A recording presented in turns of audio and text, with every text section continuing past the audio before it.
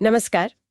बाजार की आजकल की चाल देखकर तो लगता है जैसे रोलर कोस्टर पे बैठे हो, कभी ऊपर कभी एकदम तेजी से नीचे। ऐसे माहौल में जहां हर दिन कुछ नया हो रहा हो, अपने निवेश को लेकर शांत रहना और सही फैसले लेना कहना तो आसान है, पर करना शायद उतना ही मुश्किल।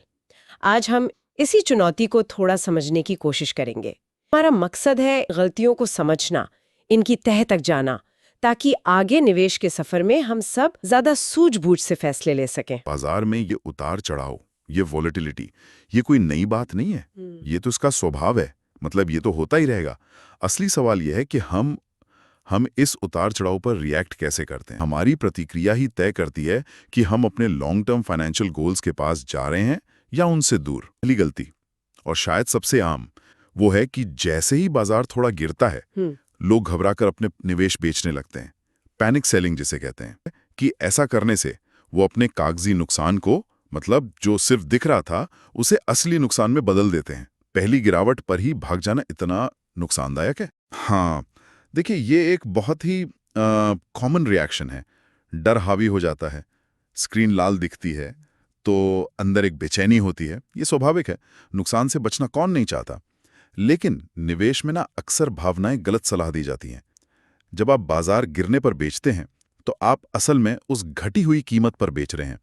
यानी जो नुकसान पहले सिर्फ आपके पोर्टफोलियो स्टेटमेंट पर था, आपने उसे बेचकर हकीकत बना दिया। और मजे की बात यह है, अगर हम इतिहास देखें, पिछले आंकड़े देखें, तो बाजार गिरावट के बाद संभले भी तो हैं हमेशा। गिरावटें आती हैं पर वो हमेशा के लिए नहीं रहती। बाजार में रिकवरी भी होती है। तो जो निवेशक उस डर के पल में थोड़ी हिम्मत दिखाकर टिके रहते हैं, वो न सिर्फ अपने नुकसान को रियल होने से बचाते हैं, बल्कि जब बाजार वापस ऊपर उठता है तो उसका फायदा भी उठाते हैं। इसलिए घबराहट में बेचना ठीक है, शायद उस पल के लिए राहत दे, लेकिन लंबी अवधि में ये बहुत महंगा पड़ सकता है। दूसरी गलती बताता है मार्केट टाइमिंग की कोशिश। ये सुनने में कितना अच्छा लगता है ना, कि बाजार के बिल्कुल बॉटम पर खरीदें और बिल्कुल टॉप पर बेच दें। ये बिल्कुल सच है। बाजार कब गिरेगा, ठीक ठीक कितना गिरेगा, कब उठेगा, कितना उठेगा, इसका सटीक अनुमान लगाना, आप कह सकते हैं, नेक्स्ट टू इम्पॉसिबल है। क्यों?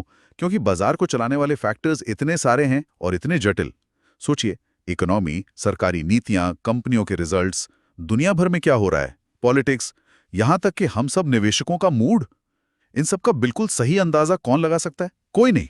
और होता क्या है, इस परफेक्ट टाइमिंग के इंतजार में कि अरे थोड़ा और गिरने दो तब खरीदूंगा, या थोड़ा और ऊपर जाने दो तब बेचूंगा, इसमें ना निवेशक अक्सर साइडलाइन पर ही बैठे रह जाते हैं। वो सही वक्त कभी आता ही नहीं और ट्रेन छूट जाती है।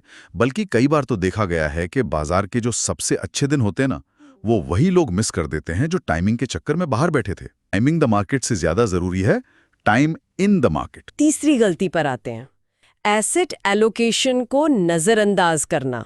मतलब सरल भाषा में अपने सारे पैसे एक ही जगह लगा देना, जैसे सारा पैसा सिर्फ शेयर्स में डाल दिया। आप ऐसे सोचिए, मान लीजिए आपने अपनी सारी सेविंग्स एक ही कंपनी के शेयर में लगा दी। ठीक है। अब अगर खुदा ना खास्ता वो कंपनी किसी वजह से मुश्किल में आ गई तो सारा पैसा डूब सकता है। एग्जैक्टली, आपका पूरा निवेश, पूरा कैपिटल रिस्क पर आ गया। एसेट एलोकेशन इसी जोखिम को, इसी रिस्क को कम करने का एक तरीका है। ये इन्वेस्टमेंट मैनेजमेंट का एक, आप कह सकते हैं, फंडामेंटल प्रिंसिपल है।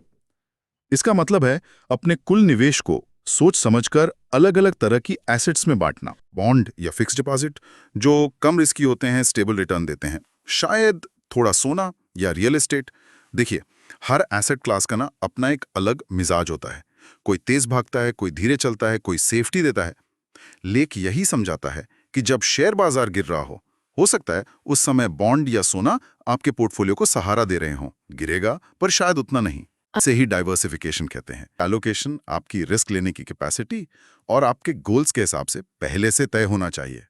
ऐसा नहीं कि बाजार गिरा तो सब बेचकर डेट में चले गए, या चढ़ा तो सब डेट से निकालकर इक्विटी में डाल दिया। चौथी गलती के बाजार गिरने पर अपनी SIP यानी सिस्टमैटिक इन्वेस्टमेंट प्लान, उसे रोक देना एक बड़ी गलती है।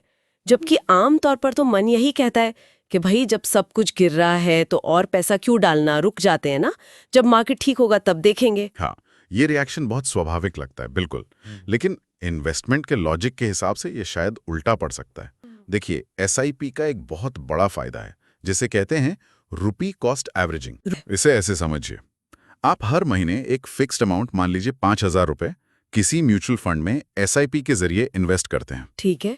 जब बाजार महंगा होता है, यानी उस फंड की NAV, नेट एसेट वैल्यू ज्यादा होती है, तो आपको उस 5,000 रुपए में कम यूनिट्स मिलते हैं। हाँ, क्योंकि यूनिट महंगी है। लेकिन जब बाजार सस्ता होता है, यानी NAV गिर जाती है, तो उसी 5,000 रुपए में आपको क्या मिलेगा? ज्यादा यूनिट्स। एग्जैक्टली, आपको ज्यादा यूनिट्स खरीदने का मौका मिलता है। अब सोचिए, अगर आपने बाजार गिरने पर डर कर SIP रोक दी, तो आपने क्या किया? आपने वो सस्ते में ज्यादा यूनिट्स खरीदने का सुनहरा मौका गवा दिया। जबकि अगर आप SIP चालू रखते, तो आप गिरावट का फायदा उठाते।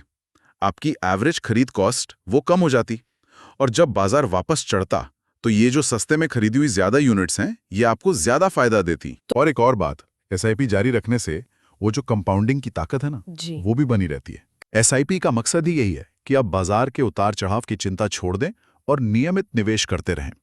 अगर आपका लक्ष्य 10 साल, 15 साल, 20 साल दूर है, तो आज की गिरावट लंबे समय में उतनी मायने नहीं रखेगी। पांचवी और आखिरी गलती वो है, बाजार के रोज के शोर शराबे में वो जो छोटी मोटी उठापटक होती है, उसमें इतना उलझ जाना कि निवेशक अपने असली लंबे समय के वित्तीय लक्ष्यों को ही भूल जाते हैं। मतलब निवेश शुरू क्यों किया था, वही याद नहीं रहता। ये सबसे बुनियादी और शायद सबसे जरूरी बात है। देखिए, निवेश सिर्फ रिटर्न कमाने के बारे में नहीं है। ये एक साधन है आपके सपनों को, आपके लक्ष्यों को पूरा करने का। वो सपने कुछ भी हो सकते हैं, एक आरामदायक रिटायरमेंट, बच्चों की अच्छी पढ़ाई, अपना घर, दुनिया घूमना, कुछ भी। ये आपके क्यों है, आप इन्वेस्ट कर क्यों रहे हैं। बाजार का आज का हाल, चाहे वो तेजी का हो या मंदी का, वो टेम्परेरी है, वो बदलेगा। लेकिन आपके जो लक्ष्य हैं, वो तो स्थायी है ना, वो शायद सालों दूर हैं।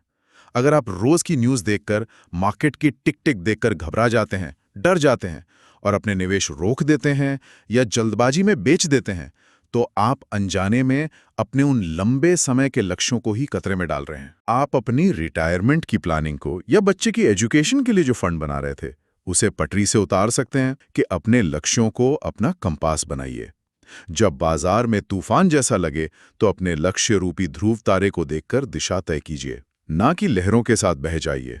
DM झा, आप देख रहे हैं स्टोन टैक्सफिन चैनल।